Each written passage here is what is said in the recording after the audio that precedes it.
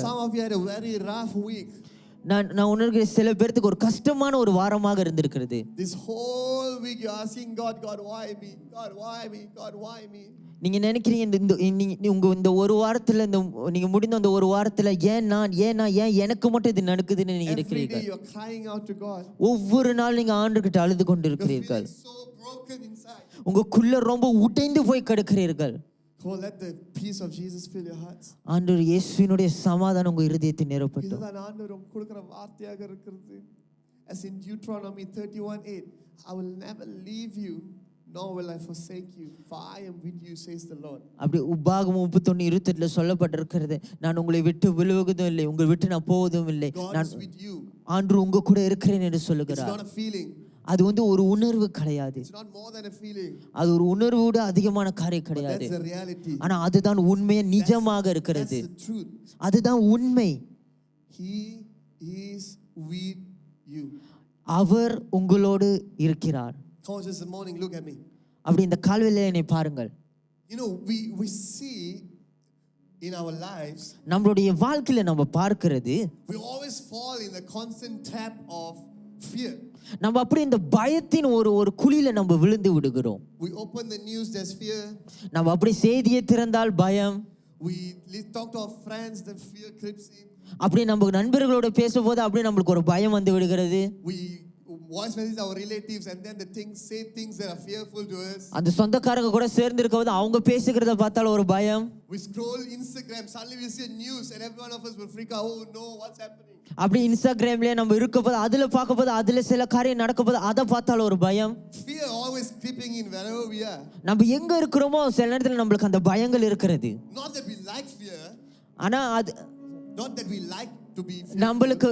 நம்ம பிடித்து கொண்டு நம்ம பயப்படல. But somehow it just creeps in. ஆனா அது அப்படியாக நம்மளுக்கு அந்த பயம் சொந்தமாக வந்து விடுகிறது. How many of you here you love to be fearful, that you choose to be fearful? எத்தனை பேர் இங்க இருக்கீங்க நீங்க பயப்படுறதுக்கு தேர்ந்தெடுக்கிறீங்க? That every day you wake up and say, today Lord I want to be fearful. நீங்க சொல்றீங்க ஆண்டவரே நான் எழுந்து ஆண்டவரே நான் பயப்பட போகிறேன் என்று. No, we wake up every day and say, God I need strength for today. ஆனா நம்ம ஒவ்வொரு நாள் எழுந்து நம்ம எப்படி ஜெபிக்கிறோம்? ஆண்டவரே எனக்கு பலன் வேணும் என்று ஜெபிக்கிறோம். We don't like to be fearful. ஆண்டவரே எங்களுக்கு பயப்படுறதுக்கு எங்களுக்கு பிடிக்கல.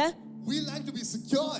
ஆண்டவரே நாங்கள் பாதுகாப்பாக இருக்க எங்களுக்கு பிடித்திருக்கிறது. We like to be sure of knowing what's going to happen. ஆண்டவரே நாங்கள் தீர்மானிக்கிறோம் என்ன நடக்க போகுது என்று நாங்கள் நம்புகிறோம். All of us want to know exactly what God wants to do in our lives. நம்ம எல்லாமே நம்ம என்ன நினைக்கிறோம்னா ஆண்டவர் என்ன செய்ய போகிறார் அதை அறியணும் என்று நினைக்கிறோம். And we don't like it when God don't reveal everything to us immediately. ஆனா சில நேரத்துல ஆண்டவர் அதை செய்ய போது நம்மளுக்கு அது பிடிக்காமல் போய் விடுகிறது. Sometimes ஆனா சில நேரத்தில் he reveals in part 1, part 2, part 3. அவர் அப்படி கொஞ்சம் பாகமாக உங்கள்ட்ட காமிப்பார். Why? ஏன்? Only then we will start constantly pursuing the Lord. ஏனென்றால் அப்பதான் நம்ம ஆண்டவரை தொடர்ந்து நம்ம அவர் பின்பாக நம்ம அவரை அடைவதற்கு நம்ம போவோம். Let's say I want a brand new phone. அப்படி நீங்க நான் ஒரு உதாரணம் சொல்றேன், எனக்கு ஒரு புதிய ஒரு தொலைபேசி வேணும் என்றால் asking my dad today, appa can you please buy me a phone? நான் அப்படியே தகப்பன்ட்ட கேக்குறேன் எனக்கு ஒரு தொலைபேசி எனக்கு வாங்கி கொடுங்க. And appa said okay wait for 1 year, yeah, then I will get you one. ஆனா the best phone, just wait for a year. ஆனா தகப்பனார் சொல்றார் நீ ஒரு வருடம் வெயிட் பண்ணு நான் உனக்கு ஒரு நல்ல உனக்கு ஒரு தொலைபேசி வாங்கி கொடுக்கிறேன். Every day we will anticipate towards that. ஆனா நம்ம என்ன செய்வோம்னா அதை குறித்து நான் போய் கொண்டு இருப்பேன் ஒவ்வொரு நாளும். As the day comes nearer, அந்த நேரம் வருகொண்டே இருக்கும்போது there will be excitement about yes one more month to go. எனக்கு ஒரு சந்தோஷமாக இருக்கணும், ஐயோ இன்னும் ஒரு மாதம் தான் இருக்குது. I was counting my days, few more months to go.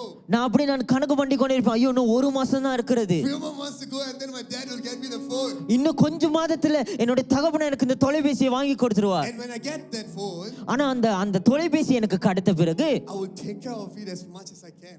எவ்வளவு பாதுகாப்பாக வைத்துக் கொள்ளுமோ அவளுக்கு பாதுகாப்பாக வைத்துக் கொள்வேன். Even if I fall and break my hand, we won't let the phone to fall and break its. நான் உளுந்து என்னோட கைகள் கால்களை உடைந்து கொண்டாலும் ஆனா என் போன் உழுற அளவுக்கு நான் அது உழுவாம இருக்க பாதுகாத்துக் கொள்வேன். Why church?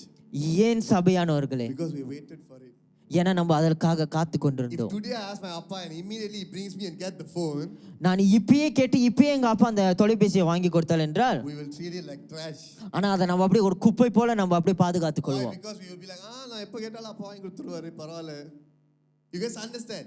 There's no a passion to take care of that. அதை பாதுகாத்துக் கொள்ள நம்மளுக்கு அப்படியே அந்த ஒரு உணர்வு வராது. That is why sometimes God reveals to us in parts.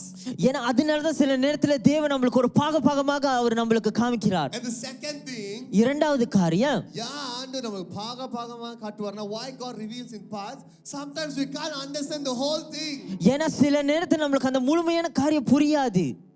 If God told Joseph, when you are 30 you become the prime minister, Joseph wouldn't have understood. யோசேப்பு கிட்ட ஆண்டவர் சொன்னா, நீ 30 வயசுல நீ ஒரு பிரதமரா ஆவன, நீ ஒரு அவன் ராஜா கூட இருப்பனே. ஆனா அவருக்கு அது புரியல.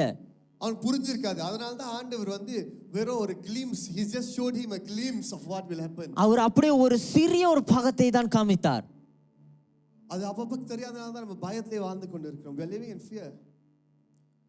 But this fear, ஆனா இந்த பயம் will always keep you away from the destiny God has for your life. ஆண்டவர் உங்களுக்காக வைத்திருக்கிற இலக்கை நோக்கி போவதற்கு உங்களை தூரம் கொண்டு செல்லி போய் கொண்டே இருக்கும். Joseph, exactly like this, there was a man called Gideon. அதே நீங்க பாத்தீங்கன்னா கிடியன் ஒருத்தர் இருந்தார். In the book of Judges chapter 6, நியாயாதிபதிகள் 6வது அதிகாரத்துல பார்த்தால், the Midianites, இந்த மிடியனைட்ஸ் பாத்தீங்கன்னா they were attacking Israel from all sides, attacking. அவங்க எல்லா பக்கத்துல இருந்தும் அவங்க இஸ்ரேலை அடித்து கொண்டிருந்தார்கள். Gideon was hiding inside a cave. நீங்க பார்க்கல, இந்த குகையில இந்த கிடியன் அவர் மறைந்து கொண்டிருந்தார். அங்க அவன் மறைஞ்சிட்டு அவன் அரிசியை பிரிச்சிட்டு இருக்கான். Inside the cave is separating the rice and the wheat. அவர் பாத்தீங்கன்னா இந்த குகையில இருந்து அவர் அந்த அரிசியை அவர் இது பண்ணி கொண்டிருக்கிறார். He was so fearful that he wants to be inside the cave. He don't want the Midianites to see him. அவர் இந்த மிடியனைட்ஸ் பார்க்காதபடிக்கு அவர் ரொம்ப பயத்தோட பாத்தீங்கன்னா குகையில ஒளிந்து கொண்டிருந்தார். And one day the people of Israel cried, God, would you please help us, Lord? அங்க இந்த Israel தேச ஜனங்கள் அழுகிறார்கள், ஆண்டவரே கதறினார்கள், ஆண்டவரே எங்களை நீங்க உதவி செய்யுங்கள் என்று. That's when in Judges chapter 6 verse 12 the angel of the Lord came to Gideon. அப்படிதான் இந்த நியாயாதிபதிகள் 6வது அதிகாரம் 12வது வசனத்துல ஆண்டவருடைய தேவதூதர் கிடியனுக்கு முன்பாக வந்தார்கள். He came and say, you mighty man of valor, God is with you. அப்ப அந்த தேவதூதர்கள் அந்த கிடியனை பார்த்து சொன்ன, பராக்கிரமசாலியே ஆண்டவர் உன் கூட இருக்கிறார் என்று சொன்னார். And then Gideon is saying, ஆனா இங்க கிடியன் சொல்லுகிறார், God, I am the weakest in my father's clan. ஆண்டவரே ஆண்டவரே ஒரு சிறியதாக நான் இருக்கிறேன், பலவீனனாக நான் இருக்கிறேன். I am the weakest in the family. ஆண்டவரே நான் என்னோட குடும்பத்திலே நான் பலவீனம், அது நான் I am the poorest in the family. நான் ஆண்டவரே நான் ரொம்ப கீழானவன். I look the least attractive in my family. நான் என்னோட குடும்பத்துல பாத்தீங்கன்னா நான் சிறுமையாக எண்ணப்பட்டவன். I'm not as pretty as my other persons in the family. ஆண்டவரே என்னோட குடும்பத்துல மத்தவங்க போல நான் அழகானவன் கிடையாது. I'm not as strong as others in my family. ஆண்டவரே குடும்பத்துல மற்றவங்கள ஒரு பலவான் நான் கிடையாது. I'm not as smart as others in my family. ஆண்டவரே மற்றவங்க குடும்பத்துல இருக்கவன் நான் ஒரு புத்திசாலி கிடையாது. That's what you and me think. அப்படிதான் நீங்களும் நானும் நினைத்துக் கொண்டிருக்கிறோம். How long are we going to be in the cave thinking that we are not as good enough as somebody else? எவ்வளவு நாள் நம்ம நினைத்துக் கொண்டிருக்கிறோம் மற்றவங்களை போல நம்ம இப்படி கிடையாது அப்படி என்று நினைத்துக் கொண்டிருக்கிறோம். Am I making sense here this morning? நான் சொல்லுகிறது உங்களுக்கு புரிகிறதா? This is our life. இதுதான் நம்ம வாழ்க்கை. We feel pity for Gideon. நம்ம கிடியனை பார்த்து பாவப்படுகிறோம். ஐயோ பாவம் கிடியன் இவ்வளவு சோகமா இருக்கானே, அவனுக்கு யாருமே இல்லையேன்னு யோசிக்கிறோம். We pity him. Who is going to feel pity for you? ஆனா நம்மளுக்கு யார் பாவம் பார்க்க போகிறார்? We are living the same life. நம்ம அதே வாழ்க்கை தான் நம்ம வாழ்ந்து கொண்டிருக்கிறோம். The voices in our head. நம்மளுடைய சிந்தையில ஓடிக்கொண்டிருக்கிற அந்த சத்தங்கள், I'm not good enough. நான் நல்லவன் கிடையாது. I'm not perfect enough. நான் சரியானவன் கிடையாது. I'm not anointed enough. நான் அபிஷேகம் பண்ணவன் கிடையாது. My voice is not bassy enough. என்னுடைய குரல் நன்றாக இல்லவில்லை. I can't sing well. என்னால நன்றாக பாட முடியாது. I don't know how to walk. I don't know how to talk. எனக்கு பேசவும் தெரியாது, நடக்கவும் தெரியாது. I'm not smart. I earn little. நான் புத்திசாலி கிடையாது. My brother is earning 10,000 but I'm only earning 2,000. என்னுடைய அண்ணன் பாத்தீங்கன்னா 10,000 அவர் வெளிய சம்பாதிக்கிறார், ஆனா நான் இவ்வளவுதான் நான் சம்பாதிக்கிறேன். My siblings are so slim but I'm so huge. நீங்க என்னுடைய கூட பிறந்தவர்கள் ஒல்லியாக இருக்கிறாங்க, ஆனா நான் மட்டும் பெரிதாக இருக்கிறேன். My siblings are tall, I'm short. மற்றவர்கள் உயரமாக இருக்கிறாங்க, ஆனா நான் கட்டையாக இருக்கிறேன். That's what all of us think. அதுதான் நம்ம நினைத்து கொண்டிருக்கிறோம். Different people, different thoughts.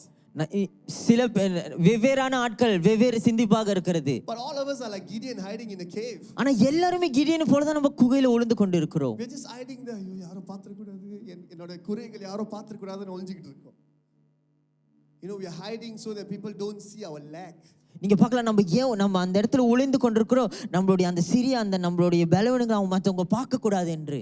But man, who told you God is looking for perfect people? ஆனா யார் உங்கள்ட்ட சொன்ன ஆண்டு பூர்ணமான ஒரு ஆட்களை தான் பார்க்கிறார் என்று? And the good news is, அந்த நற்செய்தி என்னவென்றால், Jesus did it all on the cross for you and me. ஆனா இயேசுவானவர் சிலுவையில உங்களுக்காக எனக்காக எல்லாத்தையும் செய்து முடித்தார். Do you know what's the reality we're living in right now, most of us? நம்ம இந்த நிஜத்துல நிறைய பேர் எப்படி வாழ்ந்து கொண்டிருக்கோம் என்றால், We're fighting a battle that is already won. நம்ம யுத்தத்துல இருக்கிறோம். அந்த யுத்தத்துல என்ன யுத்தத்துல இருக்கிறோம்னா, ஆல்ரெடி அது செய்து முடித்த வெற்றி பெற்ற ஒரு யுத்தத்துல இருக்கிறோம். Jesus already won the battle, but we are still fighting. இயேசுவானவர் நம்மளுடைய யுத்தத்தில் அவர் ஜெயித்து விட்டார். ஆனா நம்ம இன்னும் அந்த போர்க்காலத்தில் இருக்கிறோம். You are just shadow boxing. நம்ம அப்படி இன்னும் அந்த போர்க்காலத்தில் நம்ம சண்டை போட்டு கொண்டு இருக்கிறோம். Shadow boxing உங்க நிழல் கூட தான் சண்டை போட்டு இருக்கீங்க. ஆனா யுத்த காலம் எப்போயோ முடிஞ்சிருச்சு. The battle is won. அந்த யுத்தம் எப்பயோ முடிந்து அது வெற்றிகரமாக முடிந்தது. This leads to the title of my sermon today, victory in Jesus. இதுதான் என்னுடைய தலைப்பாக இருக்குது, இயேசுவுக்குள் ஒரு வெற்றி. We have our victory in Jesus and Jesus alone. இயேசுக்குள்ள தான் நமக்கு வெற்றி இருக்கிறது, அவருக்குள்ள மாத்திரம் தான் வெற்றி இருக்கிறது. Fathers, my mothers, my brothers, my sisters, my friends, let me tell you something. 2000 years ago, Jesus won the battle on the cross for you and me. இங்க இருக்கிற ஒவ்வொரு ஜனங்களே 2000 வருடத்துக்கு முன்னாக உங்களுக்காக எனக்காக ஆண்டு வெற்றி அந்த சிலுவையில செய்து முடித்தார். Joseph, we no more need to fight. நம்ம வந்து சண்டை போட தேவை கிடையாது. We just need to leave. நம்ம அத எல்லாத்தையும் விட்டு விட வேண்டும். தேவலாம சண்டை போட்டுட்டு இருக்கோம் தாத்தா. We are fighting a wrong battle. நம்ம ஒரு தவறான ஒரு யுத்தத்துல நம்ம காணப்படுகிறோம். Something that is already won. அது எப்பயுமே வெற்றி கிடைத்து விட்டது. Isn't it funny? அது நமக்கு சிரிப்பாக இல்ல? வேடிக்கையான ஒரு காரியம். ஜெயிச்ச ஒரு சண்டையில போய் சண்டை போட்டுட்டு இருக்கோம். வா குத்திக்கலாம் வா. The enemy is defeated. பிசாசானவன் அவன் தோற்று விட்டான். Church, why are we fighting against the devil who is already a loser? அவன் ஒரு தோற்று போன ஒரு காரியமாக இருக்கிறான், அவன் கூட நம்ம சண்டை போட்டு கொண்டு இருக்கிறோம். He has no power, all he has is lies. பிசாசானவனுக்கு பொய் மாத்திரம் தான் இருக்குது, அவனுக்கு எந்த வல்லமையும் கிடையாது. He is a loser. அவன் ஒரு தோற்று போனவன். Jesus is the champion. ஆண்டவர் இயேசு மட்டும் தான் உயர்ந்தவராக இருக்கிறார். All the voices you are hearing, நீங்க இப்ப கேட்டுக்கொண்டிருக்கிற ஒவ்வொரு சத்தங்கள், that you are not enough. நீங்க ஐயோ நான் இவ்வளவுதான், நான் பத்தாது என்று நினைக்கிறது, As a man of God, I cancel it in Jesus' name. இயேசுவின் மகனாக இயேசுவின் நாமத்தில் நான் அதை முறியடிக்கிறேன். You are more than a conqueror through him who loved you. நீங்க பலவானவர்களாக இருக்கிறீர்கள். Because Jesus loves you. ஏன்னா இயேசு உங்களை நேசிக்கிறார். And the battle now we fight, இப்ப நம்ம போட்டு கொண்டிருக்கிற யுத்தம், it's not a physical battle, அது வந்து நம்ம சரீர பிரகாரமான ஒரு யுத்தம் கிடையாது. but a battle here. இங்க திரும்ப நம்மளோட சிந்தையில இருக்கிறது. How many of you can relate? Some of our greatest battle is in our mind. எத்தனை பேர் இங்க நான் சொல்றது உங்களுக்கு புரிகிறது? நம்மளுடைய பெரிய யுத்தங்கள் வந்து நம்மளுடைய சிந்தையில இருக்கிறது. Am I right or not, auntie? The moment we win here, we will win here. The moment we lose here, we will be defeated. நம்ம எப்ப சிந்தையில நம்ம தேய்க்கிறோமோ அப்ப நம்ம இங்க நிஜத்துல தேய்த்திருவோம்.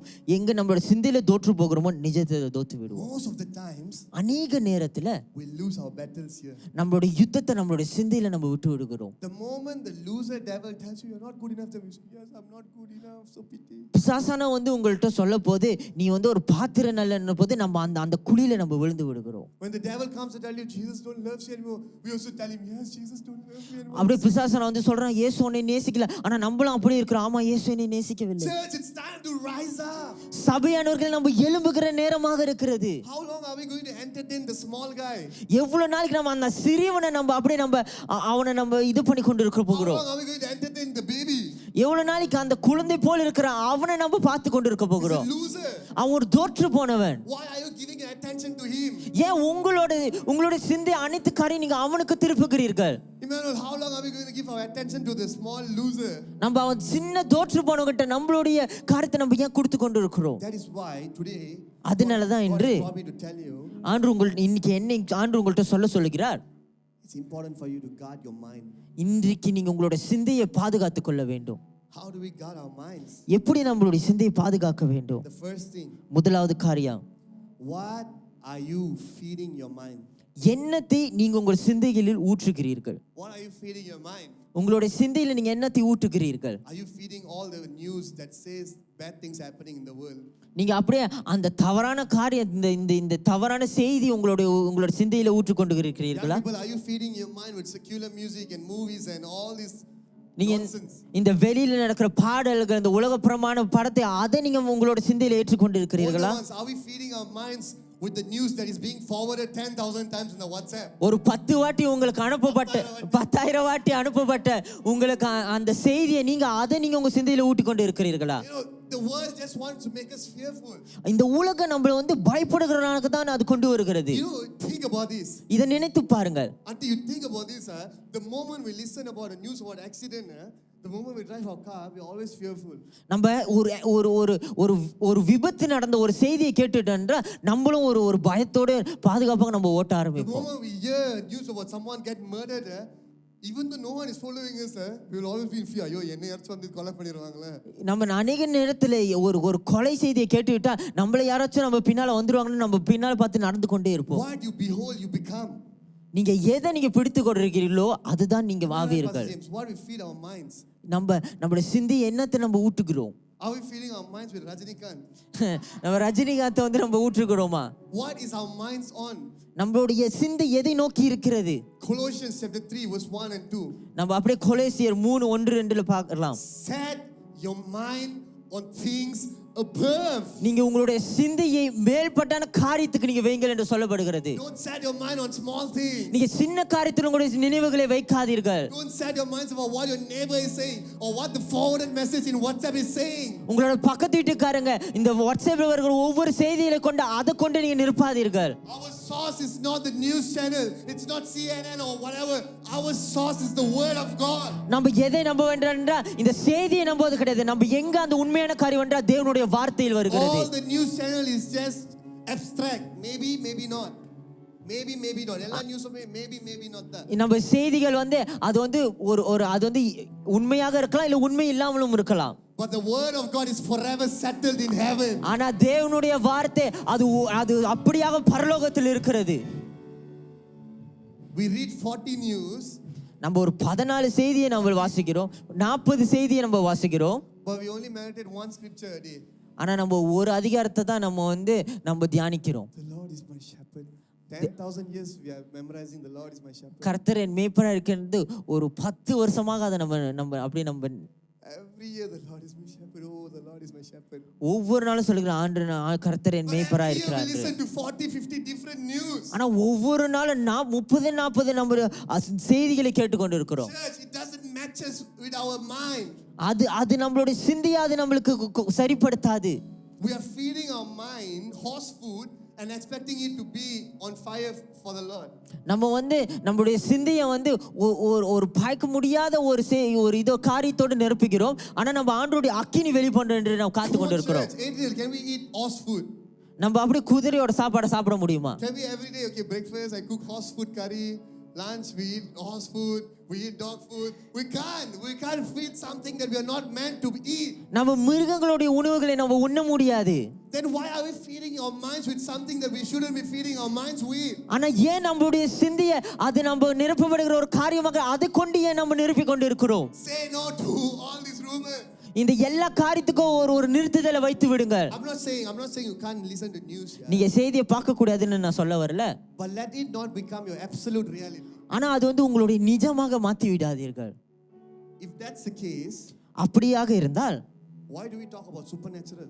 ஏன் அப்ப எப்படி நம்ம வந்து இயற்கைக்கு அப்பாற்பட்ட காரியங்களை பத்தி பேச முடியும்? Just live natural life. நம்ம ஒரு அப்படி இயற்கையான ஒரு வாழ்க்கையை வாழ்ந்து விட்டு போகலாம். Pastor James, we always talk about supernatural, but then we are so content with our natural life. நம்ம இயற்கைக்கு அப்பாற்பட்ட காரியங்களை பத்தி பேசுகிறோம், ஆனா நம்ம அநேக நேரத்துல இயற்கைக்கு ஒரு வாழ்க்கையை வாழ்ந்து கொண்டு போகிறோம். You can listen to news.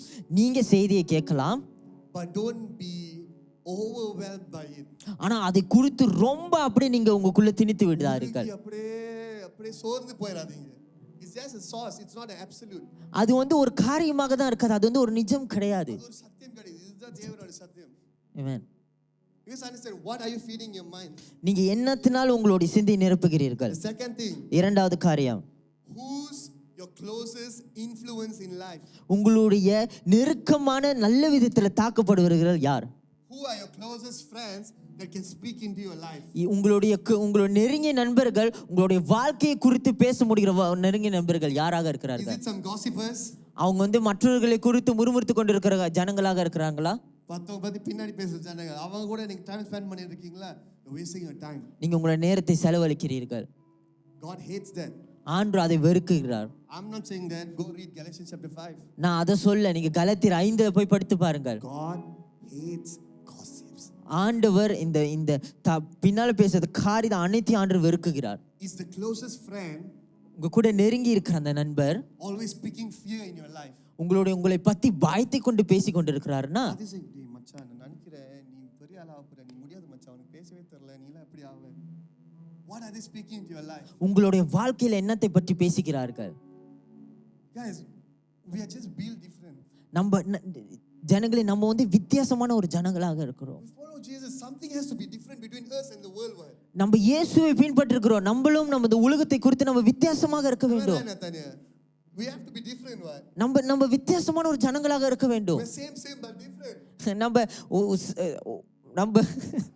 நம்ம பாக்க ஒரே மாதிரி இருக்கோம், ஆனா நம்ம வேற மாதிரி ஆட்கள். We are different. நம்ம வித்தியாசமான ஜனங்களாக இருக்கிறோம். That is why when Caleb saw the mountain, நீங்க பார்க்கலாம், கேலேப் அந்த மலையை பார்க்க போது people saw the difficulties.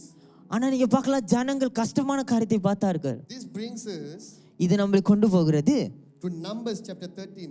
நம்ம பார்க்கலாம் என்னாகமம் 13வது அதிகாரம் verse 25 வசனம் 25 to Numbers chapter 14. The ரெண்டு chapter okay நம்ம படிக்க போறதில்ல, but let's just focus on Numbers chapter 13 verse 30. நம்ம பார்க்கலாம் என்னாகமம் 13:30 நம்ம வாசிக்கலாம். அப்பொழுது காலேப் மோசேக்கு முன்பாக ஜனங்களை அமர்த்தி, நாம் உடனே போய் அதை சுதந்திரித்துக் கொள்வோம், நாம் அதை எளிதாய் ஜெயித்துக் கொள்ளலாம் என்றான். We need more people like Caleb and Joshua. நம்ம காலேப் போல இன்னும் ஜோஷுவா போல இன்னும் இல்லாம காலேப் போல அதிகமான ஜனங்கள் நமக்கு தேவை. 12 ஆட்கள் இந்த தேசத்தை தூது பண்ண போனாங்க. 12 people went to spy the land. நீங்க பார்க்கலாம் 12 இந்த தூதர்கள் பாத்தீங்கன்னா அவங்க அந்த இடத்துக்கு போய் தூது பார்க்க போனார்கள். But uncle, 10 of them came back. ஆனா 10 பேர் திரும்பி வந்துட்டாங்க. Oh, we can't do anything. They're very big, they're very huge. We can't do anything. Moses, let's run away. அவங்க பெரியதான ஜனங்களா இருக்காங்க, அவங்க பயங்கரமான ஆட்களா இருக்காங்க, நான் ஓடி விடுவோன்னு வந்துட்டாங்க. They freaked out. அவங்க பயந்து விட்டாங்க. They were so afraid. அவங்க ரொம்ப பயத்துல இருந்தாங்க. But Caleb said, ஆனா கேலேப் சொன்னார், Moses, let us go. மோசே நம்ம போகலாம். And Joshua said, let's go and get it. And யோசுவா சொன்னார், நம்ம போய் பெற்றுக்கொள் சுதந்திரித்துக் கொள்ளலாம். Some of you sitting here, இங்க சில பேர் அமர்ந்திருக்கீங்க. you have too many of the 10 people in your life. இந்த 10 பேர் இன்னும் அதிகமான ஜனங்கள் இருக்காங்க. You need more of the two, the Caleb and Joshua's in your life. அந்த 10 பேர் போல தான் நிறைய இருக்காங்க, ஆனா உங்க வாழ்க்கையில அந்த 2 பேர் போல அந்த ஆட்கள் தேவை. 10 பேரை வெட்டி விட்டுருங்க, அந்த 2 பேர் போதும், அந்த ஜோஷுவா கேலேப் போதும். ஏன்னா the 10 of them will say you can't do it. ஏன்னா அந்த 10 பேர் சொல்லுவாங்க உங்களால செய்ய முடியாது. But if you have one Caleb in your life that believes in you, ஆனா இந்த ஒரு கேலேப் உங்களுக்குள்ள இருக்காருன்னா உங்களை நம்புகிறார் என்றால், he will say go for it man, I'm with you. அவர் உங்கள்ட்ட சொல்வார் நீ போ நான் இருக்கிறேன் என்று. To everyone sitting here, இங்க அமர்ந்திருக்கிற ஒவ்வொருவருக்கும் சின்ன வயசுல இருந்து from young, how many dreams you would have had? சின்ன வயசுல இருந்து நமக்கு எவ்வளவு கனவுகள் நமக்கு இருந்திருக்கும். But all the dreams we shared it with wrong people and they say it's not possible. அந்த கனவுகளை நிறைய நம்ம பேர்ட்ட சொல்லிருக்கோம், அவங்க சொல்லிருப்பாங்க இது நடக்காத ஒரு காரியம். I don't think so Joseph would have been sold if he knew how to keep quiet. நீங்க பார்க்கலாம், யோசேப் அவன் வாயை வச்சு சும்மா இருந்த கத்துக்கிட்டானா அவன் ஒரு அடிமையா விற்கப்பட்டிருக்க மாட்டான். Because he couldn't control his mouth and he told abruptly to all his brothers, he was sold. அவர் அந்த யோசேப் பாத்தீங்கன்னா அவருடைய அண்ணன்க கிட்டலாம் சொன்னதினால, சகோதரர் சொன்னதினால அவர் விற்கப்பட்டார். சில பேர் நம்ம எங்க இருக்கோம், நம்ம வாயை கட்டணும். We have to control our mouth. நம்ம பேசிக்கிற நம்ம வாய்களை நம்ம கண்டிப்பா கட்ட வேண்டும். Same goes to me. அது எனக்கும் தான். I have big dreams. நம்மளுடைய பெரிய கனவுகள், big dreams, unimaginable dreams. நம்ம அதை யோசிக்கவும் கூட முடியாது அந்த அளவுக்குள்ள கனவுகள். But if I tell the dreams to people that don't understand, அந்த கனவுகளை புரியாத ஜனங்கள்ட்ட ஆட்கள்ட்ட நான் சொன்னேன்னா they will kill it. அதை அவங்க கொன்று விடுவார்கள். They will say you can't make it. அவங்க சொல்லுவாங்க நீ அதை செய்ய முடியாது. I don't need 10 people to clap hand for me and say go. I just need one person to believe in me and say God is with you. எனக்கு 10 பேர் எனக்கு கை தட்டி நீ போன்று சொல்ல எனக்கு தேவையில்லை. எனக்கு அந்த ஒரு ஆட்கள் ஆண்டவரும் கூட இருக்கிறார் என்று சொல்லி என்னை தட்டி அனுப்புவதற்கு அந்த ஆட்கள் போதும். Right now you're getting faces in your mind. உங்களோட இப்ப நான் பேசிக் கொண்டிருக்கிற நேரத்தில் உங்களுடைய நினைவுகளில் சில முகங்கள் வருகிறது. அது எல்லாரும் வெட்டி விட்டுருங்க. Just cut them off. அவங்களை அப்படியாக வெட்டி விடுங்கள். We need Joshua's and Caleb's. We don't need the 10 of them. நம்மளுக்கு யோசுவா போல கேலேப் போல ஆட்கள் தேவை. அந்த 10 பேர் போல ஆட்கள் தேவை கிடையாது. Young people, I tell you something. இங்க இருக்கிற வாலிபர்கள்ட்ட நான் சொல்லுகிறேன். I know sometimes you guys get excited when God tells something to you and you want to share it with everyone. சில நேரத்துல உங்களுக்கு இருக்கிறது நீங்க அதை வந்து எல்லாத்துக்கிட்டையும் நீங்க சொல்லணும்னு. But God is telling, ஆனா ஆண்டவர் சொல்லுகிறார் நீங்க அதை சொல்லிவிடாதீர்கள், அமைதியாக இருங்க. things are meant to be secrets. ஆனா சில காரியம் அது ரகசியமாக தான் இருக்க வேண்டும். You and your bestie don't tell everything to everyone. நீங்களும் உங்க நெருங்கிய நபரும் உங்களுக்குள்ள இருக்கிற காரியத்தை மத்தவங்கிட்ட சொல்ல I மாட்டீங்க. think if people know everything you talk, I think they will start hating you. நீங்க பேசுகிற ஒவ்வொரு காரியத்தை நீங்க சொன்னீங்கன்னா அவங்க உங்களை வெறுத்து விடுவார்கள். God is your bestie. ஆண்டவர் உங்க கூட ஒரு நெருங்கிய நண்பராக இருக்கிறார். Something is between you and God. சில காரியம் ரகசியமாக இருக்கணும், அது உங்களுக்கும் தேவனுக்கும் மாத்திரம். And just tell it to people that you know loves you. ஆனா நீங்க அதை சில பேர்கிட்ட நீங்க சொல்லலாம், உங்களை அறிந்தவர்கள் உங்களை நேசிக்கிறவர்கள் Don't கிட்ட. tell it to anyone, but tell it to people that really cares about you. நீங்க யார்கிட்டயும் சொல்லாதீங்க, ஆனா உங்களை குறித்து ரொம்ப உங்க மேல பாசமாக இருட்டு அதை நீங்க Not சொல்லுங்க. people that will butter you, உங்க மேல அப்படியே பட்டர் போடுறவங்க கிடையாது. but people who will speak truth to your face. உங்களுடைய முகத்துக்கு நேராக நிஜத்தை பேசுகிறவர்கள். People that will come to your face and say what you're doing is wrong, don't do it. Not people that will always say, oh my sweetheart, you're so good, you're doing it perfect. No, not people like that, but people that will speak truth to you. யார் வந்து உங்கள்ட்ட நிஜத்தை உங்க முகத்தை பார்த்து நீ செய்கிறது தவறு என்று சொல்லுகிறார் அவர்கள் போல. If you want to be a good friend, நீங்க ஒரு நல்ல நண்பராக இருக்க வேண்டும் என்றால் speak. If you're really a good friend, you will speak the truth at all costs. நீங்க ஒரு நல்ல நண்பரா இருந்தா என்ன சூழ்நிலை வந்தாலும் நீங்க உண்மையை மாத்திரம் தான் பேசுவீங்க. நட்பை இழந்துருவோம்னு சொல்லி பிளான்டா போட மாட்டோம்.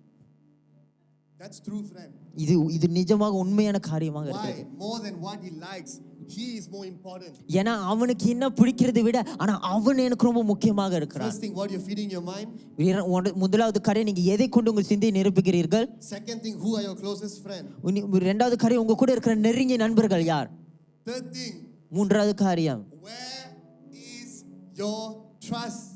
உங்களுடைய நம்பிக்கை எங்க இருக்கிறது. That is what David is saying, Psalms chapter 20 verse 7. Some trusts in horse, some in chariots, but I trust in the Lord. அதான் பார்க்கலாம் நம்ம சங்கீத 20:7 சொல்லப்படுகிறது. சில பேர் இந்த காரியத்தில் நம்புகிறார்கள், ஆனா நான் தேவனை மாத்திரம் தான் நான் நம்புகிறேன். அதான் சொல்றாங்க, குதிரைகளையும் ரதங்களையும் நான் நம்பவில்லை, என்னுடைய ஆண்டவரை நான் நம்புகிறேன். Amen. You can trust the most famous person, the most powerful person. நீங்க ஒரு ரொம்ப உச்சகட்டத்தில் இருக்கிற ஒருத்தரையும் இல்ல அவர் ரொம்ப வல்லமையான ஒருத்தரையும் நீங்க நம்பலாம். Joseph, you can even trust me. நீங்க என்னைய கூட நீங்க நம்பலாம். But all of us will fail you.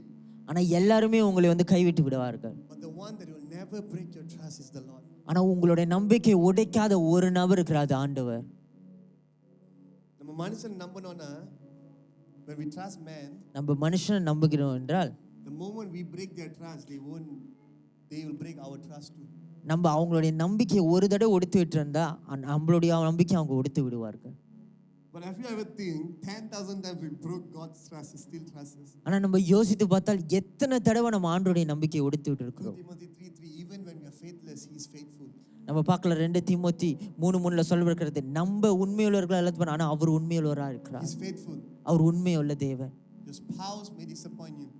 உங்களுடைய கூட இருக்கிற உங்களுடைய கணவன் மனைவி உங்களை நம்பிக்கை ஒடுத்துட்டு இருக்கலாம். Your children will surely disappoint you. உங்களுடைய பிள்ளைகள் உங்களுடைய நம்பிக்கை ஒடுத்துட்டு இருக்கலாம். Your parents will surely disappoint you too, kids. உங்களுடைய பெற்றோர்கள் உங்களுடைய நம்பிக்கையை விட்டுட்டு Your இருக்கலாம். pastors, your leaders, definitely. சபையின் போதகர்கள் எல்லாம் உங்களுடைய லீடர்ஸ் உங்களுடைய நம்பிக்கையை விட்டுட்டு இருக்கலாம். But God will never break your trust. ஆனா ஆண்டவர் அந்த நம்பிக்கையை விட்டு விட மாட்டார். So just keep your heart in His hand. Take that from the people and shift that to His hand. நீங்க கொடுத்த ஜனங்கள்ட்ட இருந்து உங்களுடைய இருதயத்தை எடுத்து அவருடைய கரத்தில் உங்களுடைய இருதயத்தை Don't get me வைங்க. wrong. I'm not saying people are bad. என்னை தப்பாக நீங்க நினைவுறாங்க, நான் ஜனங்கள் தப்பானவங்க என்று சொல்ல வரவில்லை. But I'm just saying they are vulnerable. ஆனா அவங்க ரொம்ப அப்படியே ரொம்ப கடினமான ஒரு ஜனங்களாக They're இருக்கிறார்கள். not bad. They're amazing people. Your spouse is amazing. Your kids are amazing. Your parents are amazing. உங்க சுற்றி இருக்கிற எல்லாருமே ஒரு நல்ல ஜனங்களாக தான் இருக்கிறாங்க. At the end of the day, we're still flesh. ஆனா ஏன்னா கடைசியில நம்ம பார்க்கும்போது நம்ம ஒரு சரீரமாக தான் இருக்கிறோம். Flesh. All of us make mistake. நம்ம எல்லாருமே தப்பு செய்கிறோம். நம்ம ஒரு மாமிசமாக தான் இருக்கிறோம். What are you feeding your mind? நம்மளுடைய சிந்தை எதை குறித்து நம்ம ஊற்றி கொண்டு இருக்கிறோம்? Who is your closest friends? உங்களை சுற்றி இருக்கிற நபர்கள், நெருங்கிய நண்பர்கள் யார்? Where is your trust? உங்களுடைய நம்பிக்கை எங்க? These things இந்த காரியங்கள் will guard your mind. உங்களுடைய சிந்தையை பாதுகாக்கும். You be focused God. ஆண்டவரை மாத்திரம் நோக்கி, Not to the right. ஆண்டவரே இடதுக்கும் வலதுக்கும் கிடையாது. ஆனா உம்மை நோக்கி அனுப்பு. ஆண்டவரே, Just for you, Lord. ஆண்டவரே நீங்க மாத்திரம் ஆண்டவரே. I just want to say this. நான் இது உங்கள்கிட்ட நான் சொல்ல விரும்புகிறேன். We are the sons of the new covenant. நம்ம ஒரு பிள்ளைகளாக ஒரு மகனாக இருக்கிறோம் இந்த ஒரு புதிய உடன்படிக்கைக்கு. You guys definitely write this down. This is very important. Hebrews chapter 8 verse 7 to 13. நம்ம பார்க்கலாம் எபிரேயர் 8:7-30 வரை, 7-13 வரை. It says, அதுல சொல்லப்பட்டிருக்கிறது, Jesus came for us. இயேசு நம்மளுக்காக வந்தார். He broke the law. அவர் அந்த அந்த ஒரு கட்டளைகளை உடைத்தார். Katalina, the law, the rules and regulations. நியாய பிரமாணத்தை மாற்றி கிருபையின் அழைப்பை கொண்டு வந்தார். He brought grace, and because of that we are the sons of the new covenant. அந்த கிருபையை கொண்டு வந்தனால பாத்தீங்கன்னா நம்ம ஒரு மகளாக இருக்கிறோம் இந்த புதிய உடன்படிக்கைக்குள். Old covenant, அந்த பழைய உடன்படிக்கை has rules and regulations. அதுக்கு சில சட்டங்கள் இருக்கிறது. Old covenant, இந்த பழைய உடன்படிக்கை as agreements. அதுக்கு ஒரு நம்ம சைன்ல போன அக்ரிமெண்ட்ல இருக்கு. நம்ம old covenant, ஆனா இந்த பழைய உடன்படிக்கை has obligations, do's and don'ts. அதுக்கு செய்முறைகள் இருக்கிறது. But the new covenant, ஆனா இந்த புதிய உடன்படிக்கை, you know what's the new covenant? இந்த புதிய உடன்படிக்கை என்றால் என்ன? Nothing but the blood of Jesus. எதுவும் கிடையாது, ஆனா ஆண்டவருடைய இரத்தம் மாத்திரம்.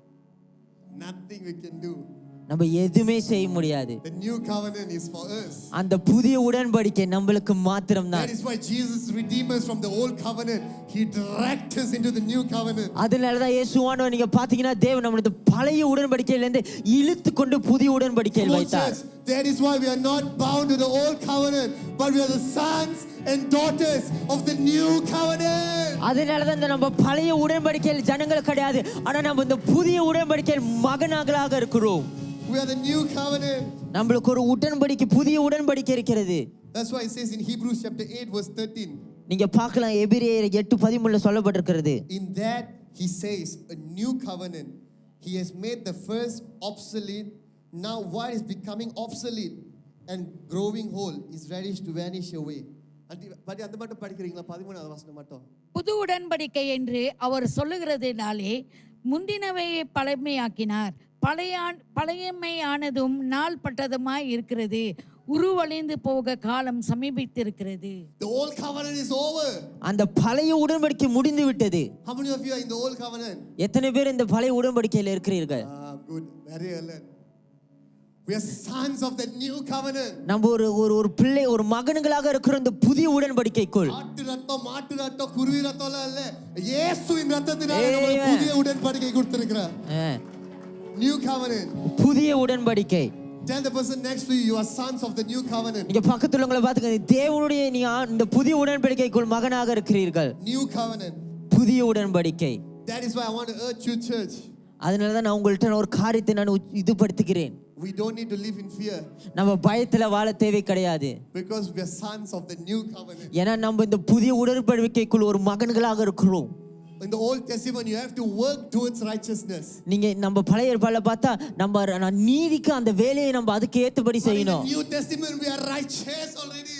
ஆனா நம்ம இந்த புதிய அதிகாரத்துல பார்த்தோம்னா நம்ம தான் அந்த நீதியான ஜனங்களாக இருக்கிறோம். In the Old Testament we have to work to be holy. நம்ம பழைய ஏற்பாடுல பார்த்தீங்கன்னா நம்ம பரிசுத்தமாக ஆகிறதுக்கு ஒரு காரியத்தை செய்ய வேண்டும். But the new covenant says you are holy. நம்ம அந்த புதிய புத்தகத்துல சொல்லப்பட்டிருக்கிறது நம்ம தான் பரிசுத்தவான். There's no work. நம்மளுக்கு வேலை கிடையாது. No sweat. நம்மளுக்கு வேர்வை சிந்த வேண்டியது கிடையாது. No blood. நம்மளுக்கு ரத்தம் சிந்த வேண்டியது கிடையாது. Because Jesus paid it all on the cross for you and me. ஏன்னா இயேசுவானவர் உங்களுக்காக எனக்காக அந்த சிலுவையில ரத்தத்தை சிந்தி விட்டார். That is why in John chapter 19 verse 30 he is saying, அத பார்க்கலாம் யோவான் 19 சொல்லப்பட்டிருக்கிறது. It is finished. அதுல சொல்லப்பட்டிருக்கிறது எல்லாம் முடிந்தது என்று சொல்லப்பட்டிருக்கிறது. Come on church, say it is finished. நீங்க சொல்லுங்க எல்லாம் முடிந்தது என்று சொல்லுங்க. Come on, you declare it is finished. நீங்கள் அப்படியாக கட்டளையிடுங்கள் அது முடிந்து விட்டது என்று. We are the sons of the new covenant. நம்ம ஒரு புதிய உடன்படிக்கைக்குள் மகன்களாக How இருக்கிறோம். easy, right? அது எவ்வளவு சுலபமாக இருக்கிறது. இல்லனா வாரம் நம்ம ஆட்டு தூக்கிட்டு வரணும் சர்ச்சுக்கு. We have to bring chicken, we have to bring, oh, this place will stink, man. நம்ம அப்படியே இந்த கோழிகளை கொண்டு வந்து பழைய ஏற்பாடு போல நம்ம செய்து கொண்டிருக்கிறோம். யோசிச்சு பாருங்க, இங்க எல்லா இடத்துல ஆடுக தொங்கிட்டு இருக்கோம், தலைகிலியா குருவில பறந்துகிட்டு இருக்கோம் உள்ளுக்கு. No, Jesus paid the price for us. அது நீங்க பார்க்கலாம், இயேசு நம்மளுக்காக எல்லா காரியத்தையும் செய்து முடித்து விட்டார்.